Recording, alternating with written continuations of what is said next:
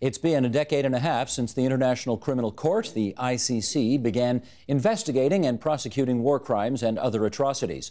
It's the first permanent global body of its kind, but not everybody agrees that it's applying its mandate as widely as that suggests. Joining us now to assess the efficacy of the ICC to date in the nation's capital, Kamari Maxine Clark, professor of Global and International Studies at Carleton University and a technical consultant to the African Union, and René Provost, professor of law at the McGill Center for Human Rights and Legal Pluralism. And here in our studio, Valerie Oosterveld, associate dean at the Faculty of Law, Western University, and a member of the Canadian delegation to the International Criminal Court negotiations. Valerie, it's good to meet you. Nice to have you here, and our two guests in our Ottawa studio. Lovely to have you aboard as well. Let me just start with a bit of a fact file here to set the table for our discussion. Sheldon, bring this graphic up if you would. The court was established, as we suggested off the top, in 2002. It is tasked with investigating and prosecuting atrocities. We're talking here genocide, crimes against humanity, and war crimes. It's headquartered in The Hague, Netherlands. 122 member countries, 34 African, notable non-members, the United States, Russia, China, India, and Israel. The judges have issued verdicts in 6 cases. They have 9 convictions and 1 acquittal, and the budget this year is about 215 million Canadian dollars. Okay, Valerie, a little history, I think, in order before we get started here in the broader discussion. Take us back to the 1990s and the inception of this thing. Why did many countries apparently feel this was a necessary court to create in the first place? Sure. Well, the idea actually started before the 1990s, but it was parked for the Cold War. So after World War II, there were prosecutions in Nuremberg and Tokyo. Then the Cold War intervened, and there was nothing on the International Criminal Court. But in the 1990s, Trinidad and Tobago actually put its hand up in the General Assembly at the United Nations and said, we want a court that can try drug trafficking and money laundering. And that was actually the impetus to start thinking about the International Criminal Court. But where it really became serious was the creation of the Yugoslav War Crimes Tribunal in 1993, and in 1994, the Rwanda War Crimes Tribunal. And that is what states made, where they could see that a court could be a reality, it could be operational, and it could prosecute those who bear the greatest responsibility for genocide, war crimes, and crimes against humanity. And did Canada have much of a role at all in its creation? Canada had a huge role in its creation. Canada was one of the leading countries in pressing for the creation of an ICC. Canada at the time had a foreign minister, Lloyd Axworthy, who made it one of his driving priorities to make this court come into being. So he did everything he could and tasked the Canadian delegation to do everything it could. And in the end, a Canadian was in charge of the final set of negotiations, and he helped it to come together and to have the Rome Statute adopted. Okay, let's go to Ottawa. Kamari, how would you, thus far in its young life, judge the effectiveness of the ICC so far? Well, I guess thank you, Stephen. It's really wonderful to be here with you. As far as effectiveness goes, in many ways it depends how we measure effectiveness. Yes, there have been convictions, but the court is in crisis, and the perceptions of justice matter. Many of the cases are African cases, the indictments, the perception of Africans on the continent among some reflects not a favorable representation of the court. On the other hand, many see it as having a potential impact, that it can potentially avert possible violence in Africa and elsewhere. But the course is certainly in crisis, and so if we measure effectiveness in relation to people's sense of whether or not justice can be served, there's significant work ahead that needs to be done on the part of the court and the international community. René, I wonder if you would share your colleague's view that the ICC is in fact, quote unquote, in crisis. Well, that's a big word. I might not actually use that word crisis. It is struggling. I would put it that way. it has contributed to a certain sense that impunity will not be accepted, at least in the way in which we talk about a certain category of crimes like genocide and crimes against humanity. It hasn't managed to deliver effective justice on the ground in that many places, and there are areas in which it has been effectively blocked by political opposition from those targeted by prosecution and by the lack of political will amongst the world's great power to put some muscles to support the International Criminal Court in its work. And Renee, a quick follow-up. Assuming the court has a long life ahead of it, where would you put it right now in terms of its maturation? So I think that we're past the young infancy, where the court was basically growing up and finding its way. And perhaps you could label it as kind of tumultuous teenage years, where it is trying things, being reproached for this and that, and trying to acquire an identity that will be formed and accepted by those around him. Or it.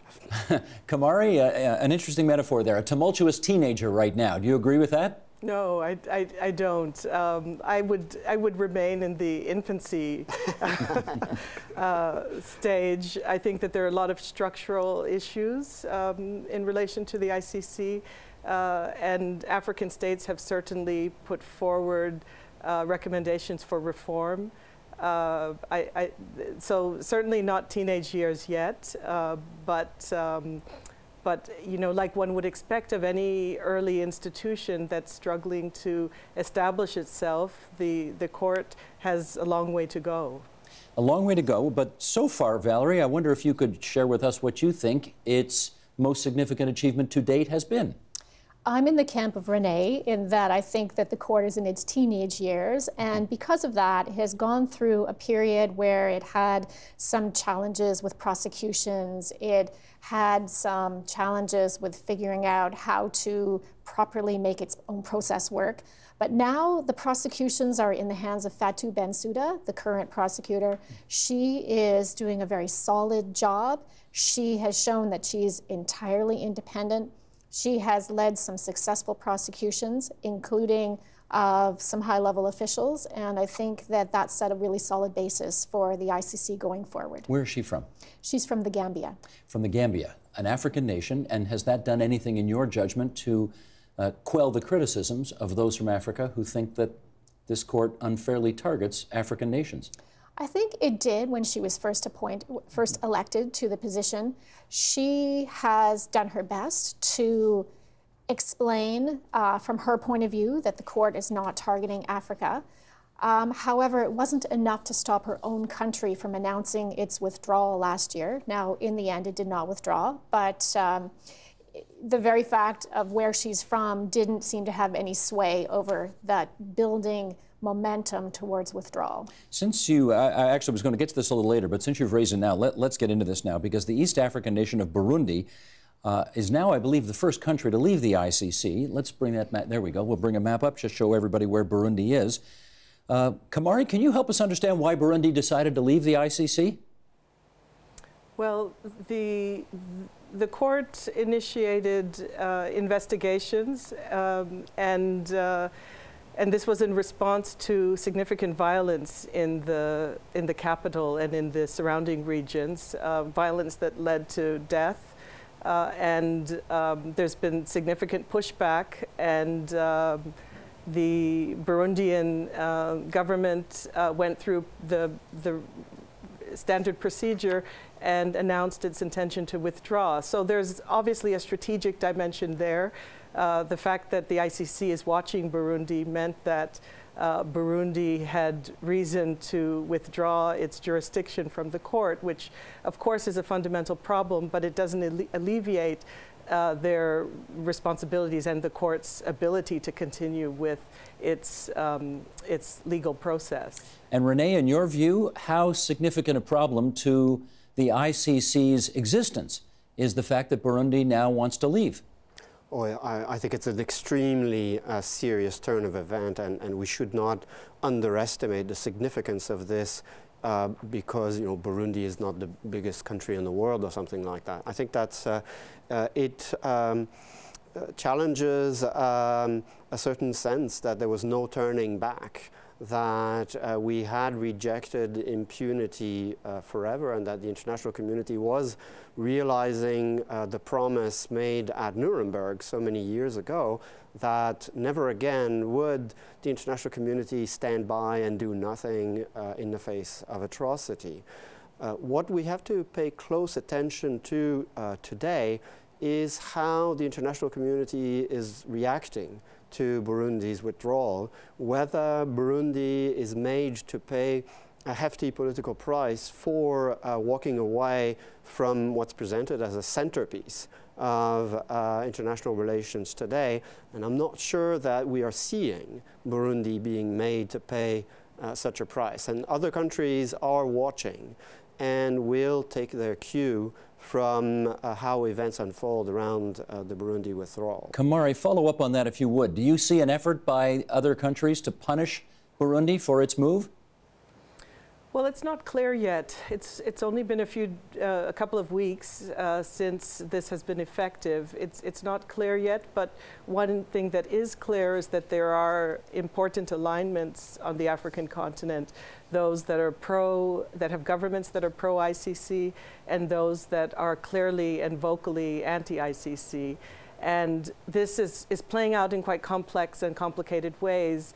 But withdrawal, as we've seen historically, withdrawal from international treaties sometimes has economic and political implications. And so many of us are watching closely to see how things will play out in that regard. Indeed. Let's bring another graphic up here just to say that it's not just Burundi, because beyond its exit, we should say South Africa, Kenya, Uganda, Zambia, Gambia, and Namibia have all threatened to withdraw in recent years. And 9 out of 10 countries the ICC is investigating or is prosecuting and has prosecuted are African. So, Kamari, a follow-up with you. It's not just Burundi that's been critical of the ICC. You're on the ground, quite a bit in many African nations. So give us a sense there about some of the animosity that clearly many Africans have for the work that the ICC does. Yeah, there's significant animosity. There's also significant support. By way of animosity, it's worth reflecting on the withdrawal strategies that have been in place over the last year. The African Union came up with a withdrawal strategy that actually was not, it was sort of a non-withdrawal strategy in the sense that this strategy proposed examining possibilities for reform. So reform of the ICC, reform of the Security Council, and also the building of the African Court for Justice and Human Rights. And so in part, there's significant animosity, yes indeed, but part of it is also being fueled by an attempt to do justice better, to create the conditions in which fairness will be at play, where people perceive justice as being the same for everyone. And so, yes, there are countries that are agitating to withdraw, but those countries that are agitating to withdraw, many of them are also agitating to reform the institutions that exist, including the ICC. Valerie, as you look at it, do you think there's anything to the accusation that the ICC unfairly, for whatever reason, targets troubles in Africa? I think that the answer to that is somewhat nuanced, because on the one hand, the way in which the ICC has received these cases is largely from the African states themselves. They have requested that the ICC prosecutor look into atrocities that have happened in their own countries. On the other hand, there are some criticisms about wars and serious mass atrocities that are occurring in other parts of the world that the ICC is not looking at. And that, I understand, can feel somewhat unfair. On yet the other hand, part of the problem for the ICC is that it has jurisdiction only over states that have ratified the Rome Statute, so states that have joined the ICC. As you noted, the ICC has been ratified by well over 30 African states. It's in fact the largest bloc of countries in the world to have ratified. So it's not surprising that more cases come from that area. There are armed conflicts going on in other parts of the world and mass atrocities going on in other parts of the world, but they have not ratified the Rome Statute. And the UN Security Council has not referred these situations, for example, for Syria. Renee, I should get your view on this as well. Do you think the ICC inappropriately or unfairly targets problems in Africa?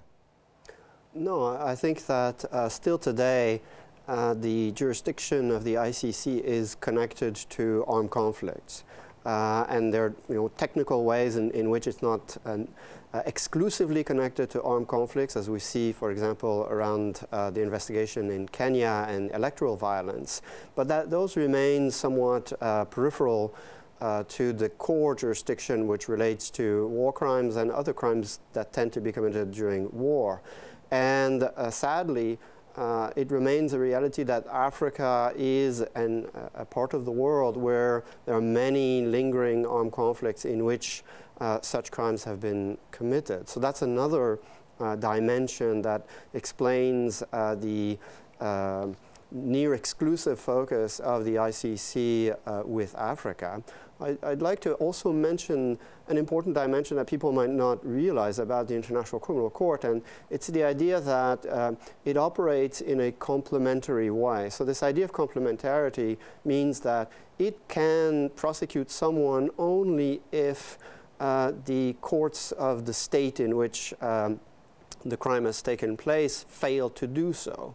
And so that explains the reason why in Western developed countries where court systems are very effective, it's less likely that the ICC can have jurisdiction.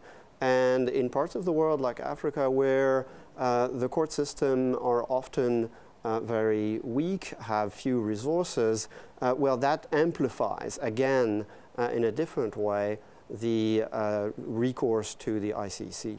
Valerie, I wonder if the last part of Renee's answer there helps explain part of the reason 15 years, 9 convictions. Doesn't feel like very many. How come so few? Well, because the International Criminal Court relies exclusively on state cooperation. So it has indicted far more than the number that it has actually prosecuted. It is waiting, in essence, for states to cooperate with it and hand over individuals so that it can prosecute them. If, in fact, all of the people who were indicted were handed over to the court would be extremely busy, and that number would be quite a bit higher. Does the ICC have its own sort of international police force that can go around and swoop in and arrest people? It does not. It no. does not. Just like the United Nations doesn't have its own police force or military, the ICC does not either.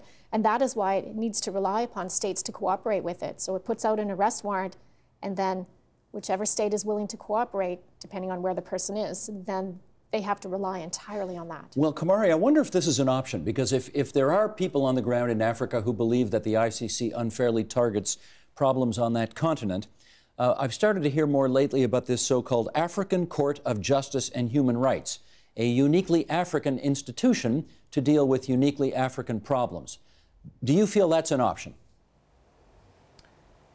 It is an option. It may be an option eventually. The seeds are being sown currently to establish this institution. The institution would have 3 jurisdictions, so not just criminal. It would also include general jurisdiction and human rights jurisdiction. It would take significant time before that is fully functioning, and there are a lot of kinks and issues that have to be worked out, both technically, politically, that would need to be worked out through its protocol. But the hope by Africans on the ground is that one day it too will be operational and can address African issues within its own geography of justice, as they call it. Okay. Valerie, we do have to talk about, I guess, the so-called elephant in the room here, which is that the U.S., Russia, China, India, Israel, and obviously many others as well, but they are the clearly most significant countries, don't want to be part of this, have refused to be part of this. How come? It's true. Each of them have different reasons. So if you look at those members of the Security Council, the permanent members of the Security Council, such as China, United States, and Russia, they do not wish to join because the UN Security Council cannot control the docket of the court.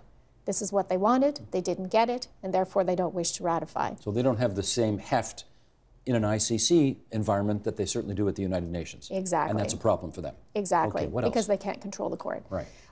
India had various reasons for not ratifying, one of which related to the way in which nuclear weapons were not dealt with by the statute of the International Criminal Court, and also that terrorism was not included as a crime in the International Criminal Court. And in other parts of the world, in the Arab region, for example, there are very few countries that have joined. They have joined for the opposite reason. They wanted there to be complete independence from the UN Security Council, but there is some involvement of the UN Security Council in the ICC, and that the Security Council can refer cases to the ICC. I'm doing some quick math here, Renee, and I wonder how legitimate the ICC is in the view of the so-called international community if about governments representing almost 3 billion people are not participants in this thing. What do you think? Well, legitimate and international community are really loaded words or expressions. So, I mean, it depends who you ask. And it goes back to your first question, you know, so few convictions, is it worth the effort and the money that's put into it? Justice isn't something that operates usually very swiftly and with great determination. It is a process that evolves over time, and the International Criminal Court is no different in that respect. So we cannot expect it to deliver swiftly justice and cut across all the political realities that throw so many obstacles in achieving peace otherwise in various parts of the world. So the ICC is a political body in that sense, even though it doesn't administer justice in a political way. And it must confront some of the political realities that are set up, among others, by the permanent members of the Security Council that you listed. Kamari, in your view, with those big countries with big populations, most of them not represented at the International Criminal Court, how legitimate a body do you think it is in your eyes? It's not. There's a big problem that that significant, powerful countries in our global arena are not under the jurisdiction of the court. I think universal jurisdiction should be what we're working toward, and it's only through the ICC having jurisdiction across the board that the kind of disparities that we're seeing can be alleviated. There's a structural issue. Article 16, Valerie mentioned the Security Council and the extent to which the Security Council should intervene and can intervene.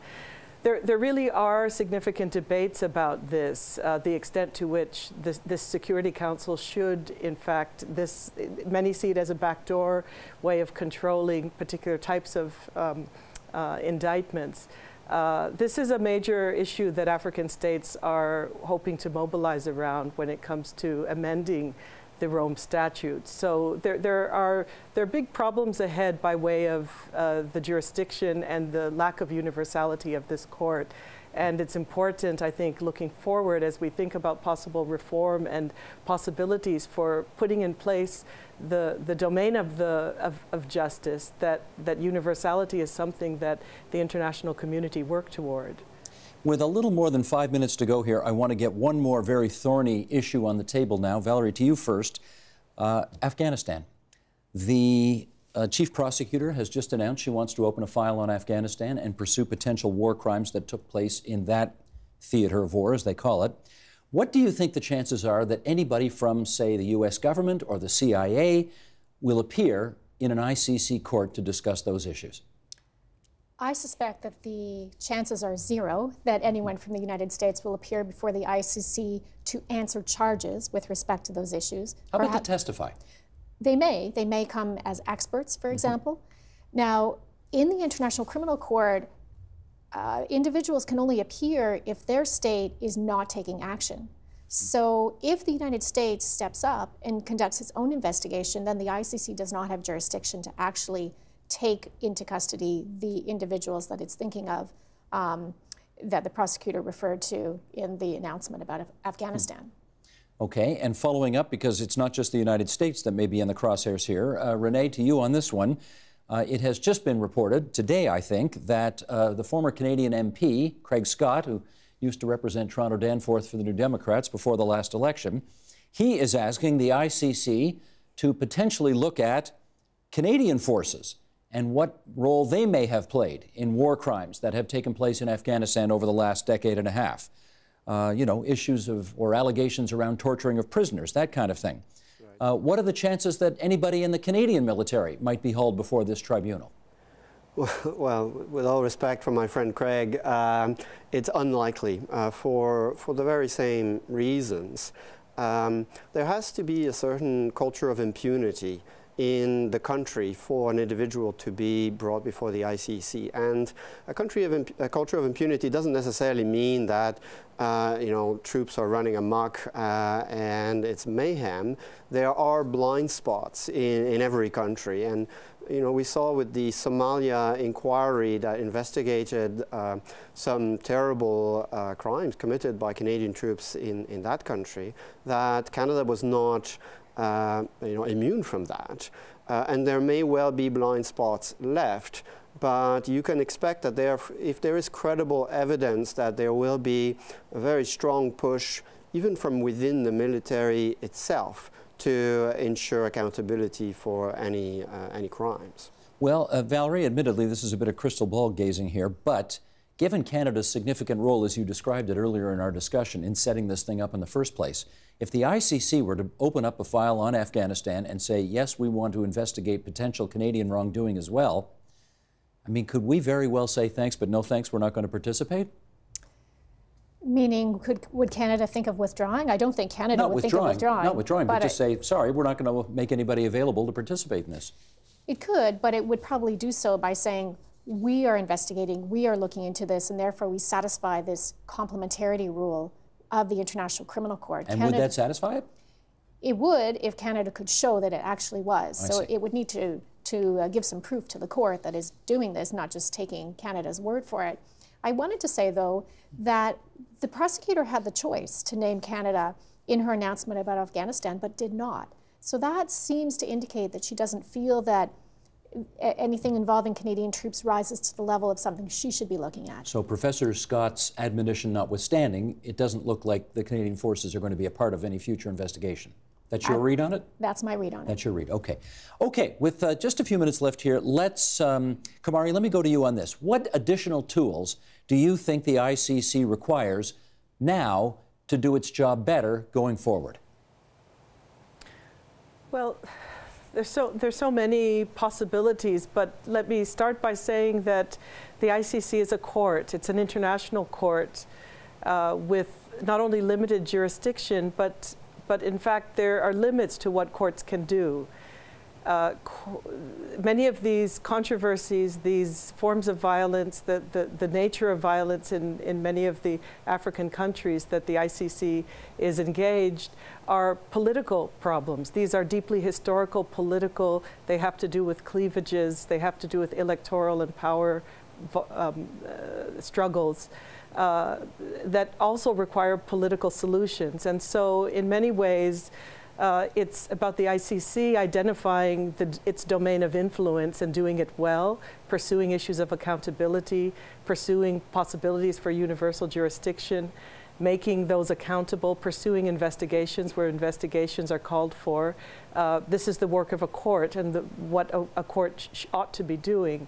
But in larger terms, the ICC operates within a deeply political playing field that's unequal, that's uneven, and that's deeply flawed. And so much of the work that the ICC should proceed with has to do with, you know, this domain of universality and ensuring that all countries and all forms of violence that are under its jurisdiction can be pursued to the extent that it has the capacity to do so, or that it can contribute to rebuilding judicial systems in an advisory capacity so that domestic courts actually can function effectively and pursue those cases themselves.